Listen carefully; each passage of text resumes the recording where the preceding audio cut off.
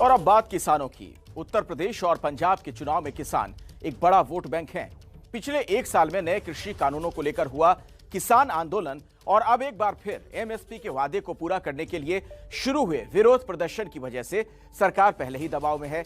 इसीलिए माना जा रहा है कि इस बजट में किसानों के लिए कुछ बड़े ऐलान हो सकते हैं। तो आपको दिखाते हैं उत्तर प्रदेश के किसान बजट से क्या उम्मीदें रखते हैं।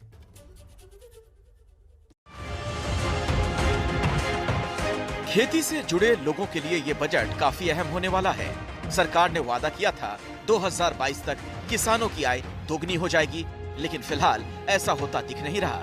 इसीलिए किसानों की सबसे बड़ी मांग है कि बजट में फसल की सही कीमत मिलने को लेकर प्रावधान किए जाएं। सरकार का वादा था कि 2022 तक हम किसानों की आय दुगनी करेंगे, और जिसमें कि दुगनी छोड़ो, अभी तक किसान को सही समय से ना खाद मिल पा रही है, ना बीज उपलब्ध हो पाते हैं, और पूरे दिन लाइन में लगा रहता है किसान। किस समय खेती करे, किस समय अपना बीज खरीदे या खाद खरीदे। तो सरकार को इस पे कुछ सुविधा देनी चाहिए। शामली में गन्ने की खेती से जुड़े किसानों का कहना है कि बढ़ती महंगाई ने उनकी लागत बढ़ा दी है। इसीलिए बजट में सरकार को किसानों के लिए कीमतें कम करने पर विचार करना चाहिए।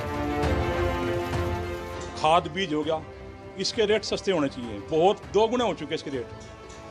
इसके रेट 2 गुना, जैसे डीजल हो गया, पेट्रोल हो गया, खाद्य सामग्री हुई, दवाई हुई, दवाई पे बहुत ज़्यादा रेट बढ़ रहे। जो हम खेत में अपने दवाई डालते हैं उसका रेट 2 गुना के 4 गुना आ चुका। क्रेडिट कार्ड है, लोन लेता है किसान, उसका ब्याज वगैरह या अगर वो नहीं समय पे दे पा रहा उसको माफ़ होना चाहिए, और ब्याज बहुत कम होना चाहिए जिसको वो उसको दे सके समय पे। इसके अलावा किसानों की मांग है कि सरकार खेती को बढ़ावा देने वाली नई योजनाओं का ऐलान करे, खेती में बढ़ती लागत को कम करने के लिए जरूरी कदम उठाए और न्यूनतम समर्थन मूल्य को लेकर ठोस नीति बनाई जाए। समय पर भुगतान सबसे बड़ी समस्या है। गन्ना मूल्य नहीं बढ़ाया जा रहा। 5 साल में इस बार 25 रुपए बढ़ाए, जो 1 साल में केवल 5 ही रुपए बैठे हैं। किसानों की नाराजगी को देखते हुए ये उम्मीद की जा रही है कि सरकार इस बजट में किसानों के लिए बड़े ऐलान कर सकती है।